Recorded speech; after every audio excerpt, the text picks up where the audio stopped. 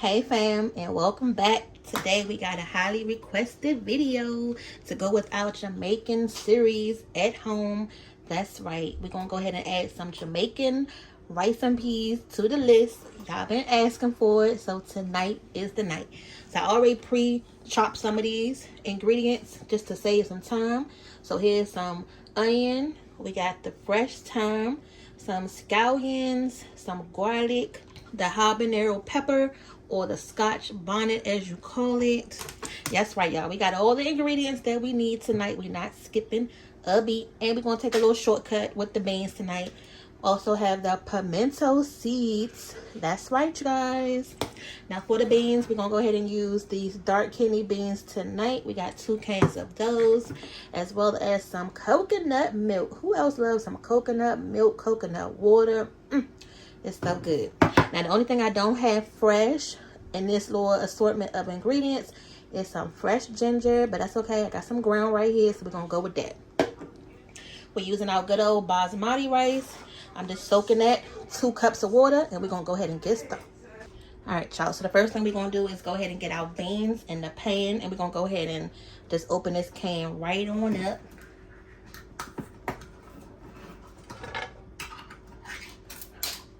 And we're going to use the juice and all. Alright, so that's the first can. And then we're going to go in with the second can.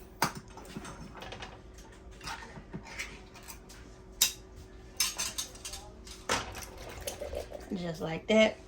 Now this rice and peas is going to go with some jerk chicken that we got in the oven right now. And some candy curds on the side. It's London's birthday. And this is what she wanted, so we're gonna go ahead and make it happen. Now these beans is already done, so we're not using the fresh beans tonight where you gotta soak them and do all of that. So it's gonna cut down a lot of time making these beans. Here's a little bit of water, just a little bit, just to get these beans going, and then we're just gonna let this simmer down for a little bit. So put your heat on a medium-high heat and let these beans cook just a little bit, y'all. And then we're going to come back and season them up. Okay. Alright, so we're just going to let these come up to a boil for about 5 minutes on its own. And then we're going to go ahead and add the next step. Now y'all see how this pot is coming up to a boil? That's all we needed to do, just to bring it up to temperature. So now what we're going to do is go ahead and add this coconut milk. And that's right, we're not using the coconut cream or coconut water, y'all. I honestly struggled with this for a long time, making sure I picked up the right one. But when you're in the store, you can kind of tell which one is the right one because it feels thicker than the other one. So don't pick up the wrong one in the store, y'all. Make sure it says coconut milk. And then fill it. When you shake it, it should be like a nice thick consistency. Now to the milk, we're going to go ahead and add these onions. Let those go ahead and get soft.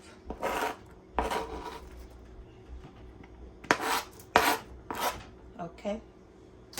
We can go ahead and add the thyme. You can leave it right on the stalk just like that. You don't even have to take it off. We're going to add this garlic. It's different ways you can put this into the pot. Some people beat it on the countertop before putting it in there, or you can just chop it up, or you can just sit it right in there. But you want to try to get the most flavor out of it first. So I think I'm gonna go ahead and just bang it up on the countertop just for a little bit. All right, so what I think I'm gonna do is just go ahead and just give it a little rough, little chop like that.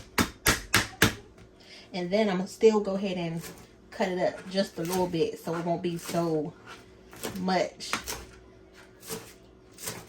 Because this is a shallow pan, so I don't want to have just all the green onions, all the scallions just in one spot. So now I'm going to go ahead and add that in there too. Alright. And then you're going to take your pepper. They come in different colors. The only color they had at the store today was these green ones. And then we're going to go ahead and add some of these pimento berries. So add, you know, a good enough. That's probably about 7 or 8.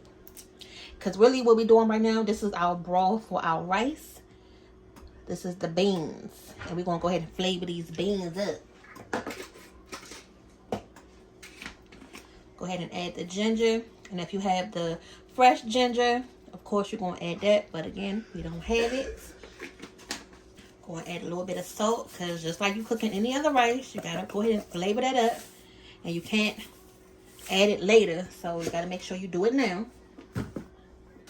Still gotta have that butter, because you are after all making some rice, so you gotta add that up in there too. And this is going to cook down and reduce before we go ahead and add our rice. So this is not done at this point. Right now we just going to flavor these beans up. That's all we doing right now, y'all. That's all we doing. But it look good though. I can't smell it just yet, but I can't wait.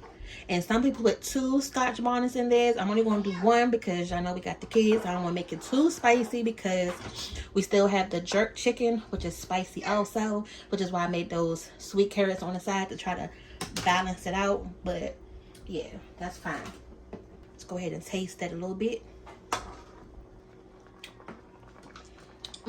That's the perfect amount of seasoning, so it don't need nothing else. We're going to go ahead and just put the top on this. Have your heat on a medium-high heat. Cook this down for about 10-15 minutes, and then we're going to go ahead and add our rice. Hold on. Now, y'all see how this pan is bubbling away? At this point, I can smell that Scotch bonnet pepper, them scallions, them pimento seeds. Now, you can go ahead and take your top off. We're going to go ahead and add this rice, because it's nice and creamy now. Them beans, they already soft, y'all. We just helping it along. This is 2 cups of rice, because this is pretty much what we normally make on any given night anyway. So we're gonna go ahead and do the same thing with this. And the rice has already been rinsed off. There go the timer, because I told you we was letting this cook for about 15 minutes, just simmering away, right? So now you're going to go ahead and mix it up.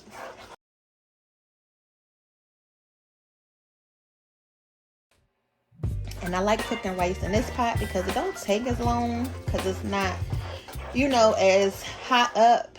This is a nice shallow pan, so it's not going to take that long at all to cook. And I'm going to add just a little bit more water, because this is good like how it is, but I just want the water just to be right above it. So I'm going to add just a little bit, y'all. All right. So this is a cup, measuring cup right here. So I'm probably just going to add a quarter of this, honestly. Because this is basmati rice that we're cooking right now, y'all. So it's not going to take that long to cook. Just go ahead and give it a stir one more time. And then we're going to do the foil trick, because this top to this pan is unlevel now. And I want to make sure this rice cooked good and all the way. So we're going to go ahead and cover it up with some foil. Okay. And then I'm just going to put the top on this. It's pretty much already up to a boil right now. So I don't need to let it come up to a boil. Only thing I'm going to do is just put it on a medium-high heat for 15 minutes like you normally cook your rice. And then we're going to check it. So I'm setting the timer now. Alright, I actually put it on 14 minutes since I already covered it up with that foil. And then in 14 minutes, we're going to take this foil off and we're going to see what we got. Y'all ready? So that 15 minutes went by real quick. Actually, I only cooked it for about 13 minutes, y'all. Because what I like to do once I cook the rice, I normally just let it sit for another 15 minutes or so. Just cover it up to make sure everything is nice and cooked. And when you fluff it up, it'll be nice and fluffy. So we're going to do the same thing here. I'm probably not going to let it sit for the whole 15 minutes, but just maybe about like 5 minutes. Just let it sit after you cut your pot off. And then we're going to unreveal it. And then while we waiting on the rice to cool down, this is the jerk chicken that we made. Those juices at the bottom, it's gonna go right on top of that rice. Whew. Y'all know what it is. It's almost time to eat. Okay, hold on. So here's the reveal, y'all, because we can't wait any longer, right? You see it's still steaming. Y'all see all that steam right there? Yes. Ooh. Along with the pan, back to the pan. Y'all, look at the rice. Now, the rule of thumb, you always want to go in with a fork and fluff up your rice.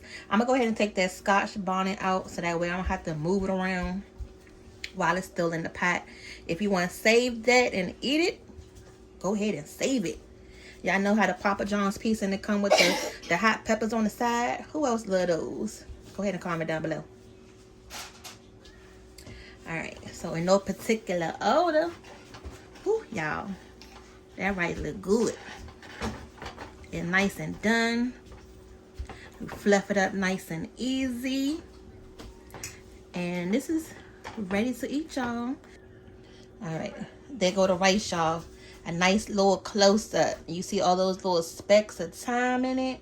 Oh yeah. Y'all ready to eat? I'm about to go ahead and get the kids in here so they can eat their dinner. But hope you guys enjoy this recipe. Hopefully it was easy enough for you to understand. And as always, make sure y'all go ahead and check out the rest of the Jamaican recipes we got for y'all right above. Let us know which one is your favorite. Let us know what y'all want to see next. Daddy gonna be making some oxtails soon, so yeah, make sure y'all stay tuned for that. Then you can make these rice and peas to go with it. You can make those plantains to go with it also. Y'all know what to do.